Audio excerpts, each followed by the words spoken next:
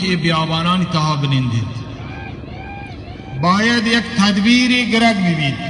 همچمی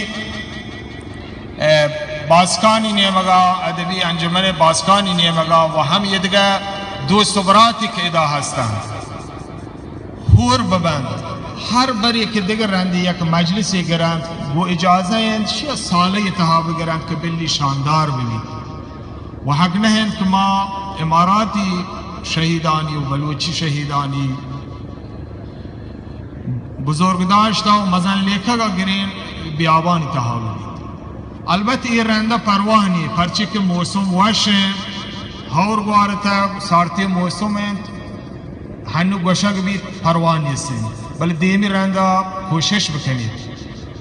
اگر ما شما درو هور ببین 50 نفر 100 نفر ماهی 10 درهم ماهی 20 درهم هور بکنی مزنی حبری بید.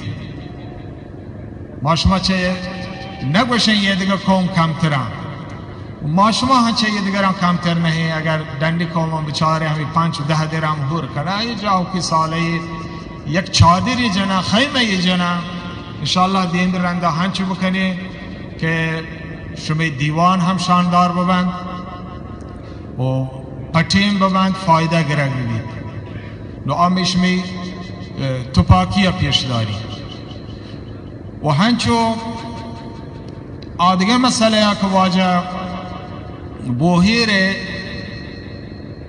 برو کردن کلمه اواجه کتاب انت که مروچی این شپی آیه دیم در آیه بید و ما آواجه ها شاباش بشیم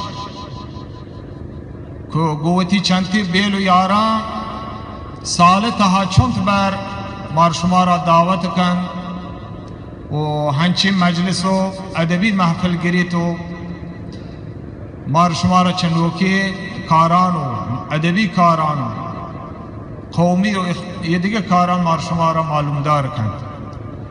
ما چه آواجه ها و چه آواجه همکاران و کاروالایان باز مهربانی گشتش می وقتا نگران و امیدند که انشاءالله ما شما همی توپاکی فکرها ببین چه همی فرصتی که آد کرد چه فرصتا مردم استفاده بکن همه دا و توپاکی راها بزورید. السلام علیکم و رحمت الله و برکاته.